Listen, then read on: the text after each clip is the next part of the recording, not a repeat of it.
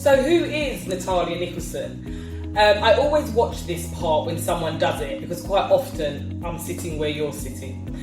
And I don't want to do for you to have my life and for you to have a house like me, for you to drive a car like me, and for you to go on holidays like me. Just follow what I say. I don't want to do that because I've got suckered into that too many times over the years and spent a lot of money unnecessarily. I don't understand where it came from in this world that for every piece of information that people give you, they actually want to give you an invoice as well. That's not what I'm about. Yes, I do charge people to work with me, but I give value and value and value because I don't want another woman that's in a position like myself where you've got that craving, that burning desire to want to be better and actually achieve something and actually achieve your business that's a good business and create wealth and generational wealth. Yeah, there's many of us that feeling and that hunger, it's so much, it almost feels like sometimes you'll do whatever you've got to do to get it. Well, you don't, because one thing you have to do is trust in yourself and your own instincts. I can give you frameworks, I can inspire you, I can motivate you, I can give you knowledge and educate you. But ultimately, for your journey to work, it comes down to you. So who is Natalia Nicholson? Natalia Nicholson, from a young girl, from the age of 14, she craved success. She knew she was going to be successful because she knew she wanted to make a change in this world. She knew that when she passed, she wanted to be remembered for something and not just, create wealth that just meant that no one would know her. She wanted to remember and change lives, and more importantly as well, change her family's life. She's someone that's always struggled with a lot of things, being dyslexic, not understanding why you work so hard and you don't get the grades that you get.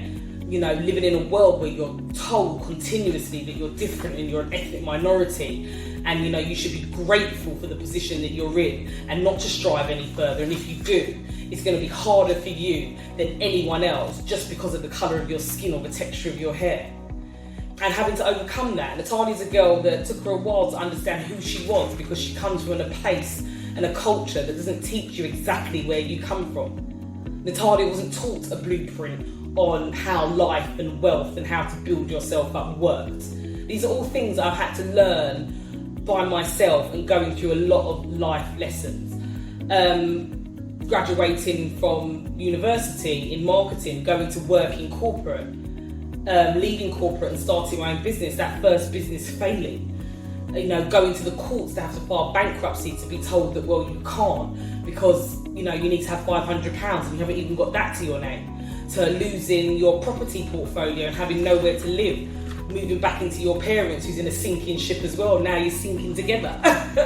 It's been a journey, it's been a huge journey, actually finding the right business and growing it and making money from it, but hang on a minute, you don't actually enjoy what you're doing, you're just a slave for yourself, becoming a wife, becoming a mum, juggling everything and trying to divide your time that you can give everything enough time to be successful at everything you do. The world of Natalia is a crazy, hectic world, and it's a challenge that I'm always going through and challenges that I'm always having to rise up and get over. But who am I? I'm an evolving door that keeps growing, and the more I grow is the more that I love life. And at the minute, all I want to do is serve people that can identify with me and try to help them in terms of knowledge and education, help them in terms of motivation, inspiring them to actually believe that you can achieve what you need to achieve, and here are the tools to give it, and also let me give you some knowledge advice so you don't make the mistakes that I make. So this video is about serving you, and I hope you enjoy it, and I really hope you hang out more on my social media platforms, on my podcast. Just launched a podcast called Mum, I'm a Rich Man, understanding that you want to build something that nobody can take away from you.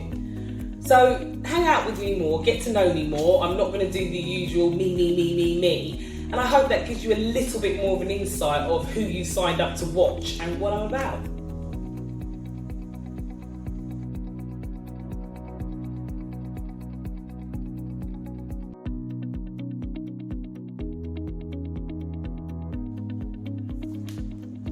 And welcome to the first M, called mindset. Now, they're all important, but this one is really important. And actually, it took me a really long time to realise how important mindset is.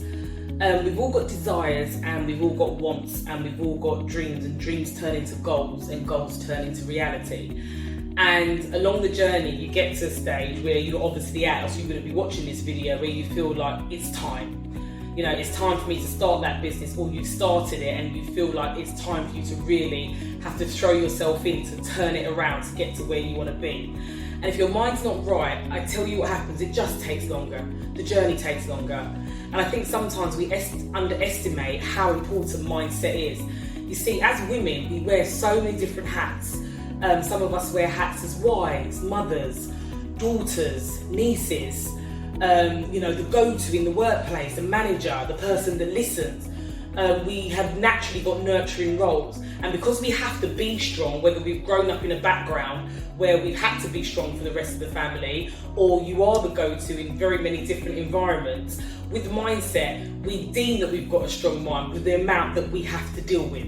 Women are strong creatures. You know the expression, behind every great man is a great woman, or greater woman as some might say.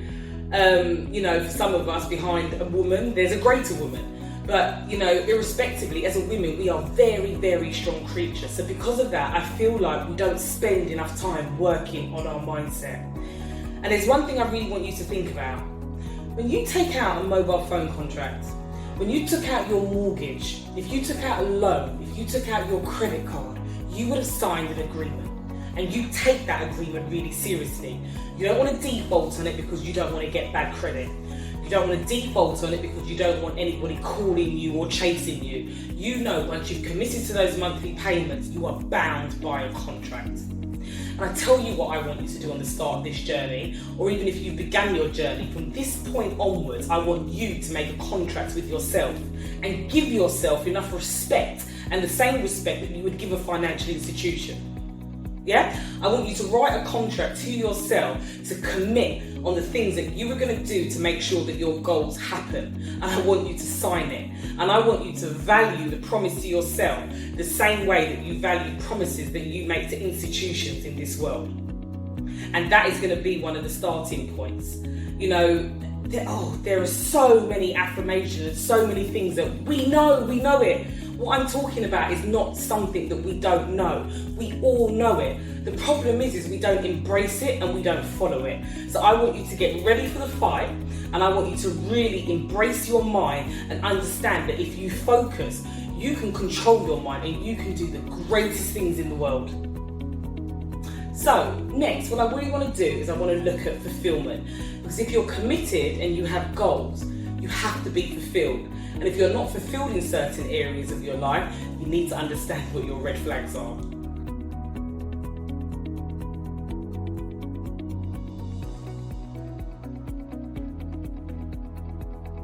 Second thing I'd like to talk to you about is money. One that I've had an up and down relationship with over the years, and even when I think I've got it, I'm like, wow, I've still got some more to learn. A lot of it comes from, for me, my blueprint of where I'm coming from. You see, I was never taught about money, and that was a big problem in terms of going into business. I never had a hold on my finances. I never felt it was important to really understand what comes in, what are all the outgoings, and what's left over afterwards.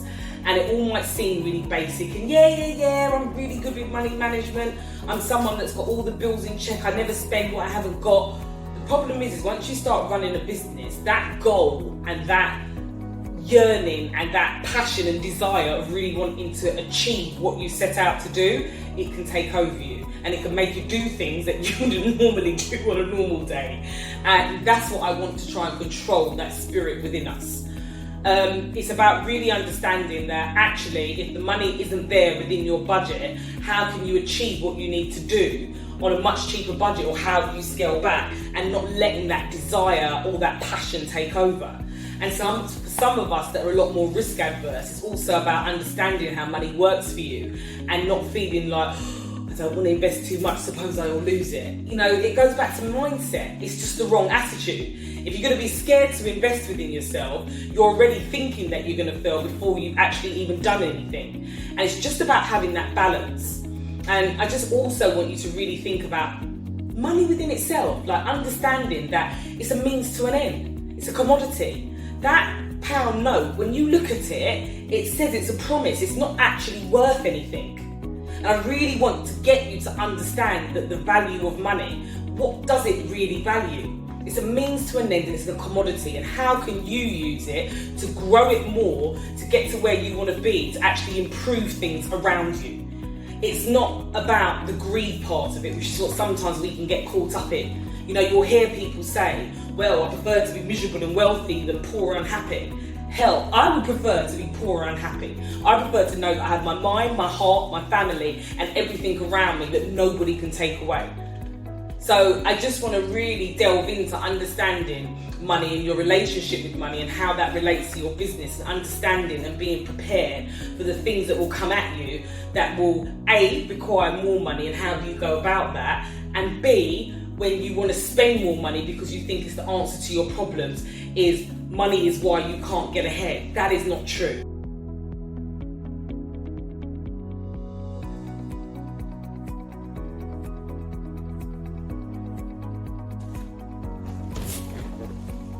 And the third M. Now, you would think this would be my favourite, because for any of you that don't know, I actually graduated in marketing. And before starting my business, my experience came from the marketing world as well. So I worked in media. So I worked for a lot of main media houses. And then I went to starting my own business. I felt like, you know, I'm an expert in this area. Oh boy. If I was to be honest with you, marketing was the reason why my very first business failed, an e-commerce bookstore. I thought I was going to be the next multicultural Amazon, and it was down to marketing and not understanding the principles of marketing, even though I have a degree in it and even though I have experience in it. The problem is when you work in the corporate world, you're very much taught things in a micro way. So you only are in charge or handle one fraction of the overall marketing strategy. So because of that, and because you're not privy to a lot of the other things that go on, you feel like what you do is the end and the be all. You know, and obviously you've got much larger budgets, things are done in a much more micromanagement type of way. And I think that experience really, it gave me too much of an ego. I needed that experience with my first business to take me down a peg or two. I thought I was a corporate and was spending money like a corporate. So understand, ladies, with marketing, simply this. Any marketing activity that you do should have return on investment. If it doesn't have return on investment, that marketing campaign or initiative isn't working or needs to be changed. You cannot keep doing the same thing and expect a different result. So in this module, I really want to go through, and please don't think that I'm trying to teach you how to suck eggs. I just want to go back through the major principles of marketing. And the facts about marketing is that you have a product or service and you are attracting a specific type of target audience. And the beautiful thing about the information age, which is why I love digital marketing, it allows you to segment your audience. Once upon a time, you could only put an advert out on the TV and you'd be attracting a mass of people. So you might have an advert on at 7 o'clock in the evening and that will be the big family show. I'm going to advertise then to attract families. Now we have so many different platforms that actually, if you really understand and tap into and know who your target audience is, you are able to go and get them because you know where they're hanging out. The world has changed because of the information age. But before we really go into mastery and understanding how a funnel works, I want us to go back and look through the principles of marketing. Because guess what? Digital marketing is not a new discipline. It's a different form of marketing from traditional marketing.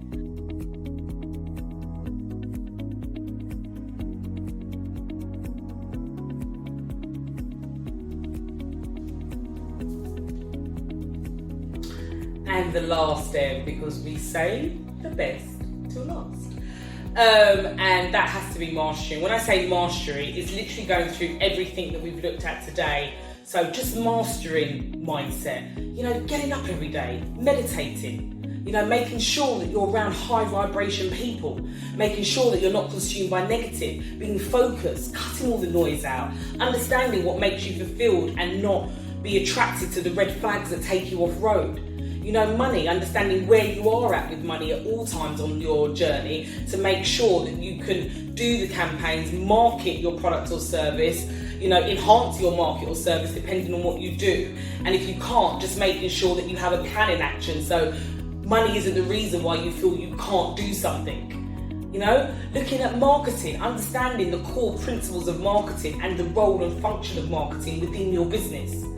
Looking at managing all the process, knowing what processes to put in place, and making sure that you think three-dimensionally, and you're always looking at how to improve those processes, because they will grow you and they will grow your business.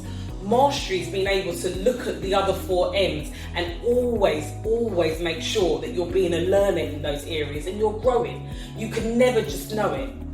Even me now, I always have to check myself and say, be a learner at this moment in time. This person might be younger, or they might not have as much experience with you, but what they're saying is valid. Let me go and look into that. Always be open, always challenge yourself. That's what mastery is about, being better and better.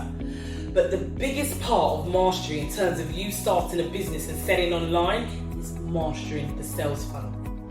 It's being able to build out a sales funnel that draws you in lead and you can convert. And you can convert that into sales, and then you can upsell, downsell, cross-sell, and you start building a successful businesses. And you start building more funnels where you get more leads in and you convert. You find more audiences, you find more funnels, you drive traffic, and you convert. When you've mastered that, you're now just in a playing field that is beyond your wildest dreams. So what I really want to delve into on this part of mastery, I've gone through the other 4 M's. It's now down to you to really, implement them into your life. But I really want to I want to take the marketing M that we looked at, and I want to apply that into a funnel. So you can think about how you would build your funnel for your business and actually get it to work for you. And I will tell you one of the biggest secrets, and it's not anything complicated. You have to learn how to make tech and information human. You are still targeting people. You are still trying to attract people.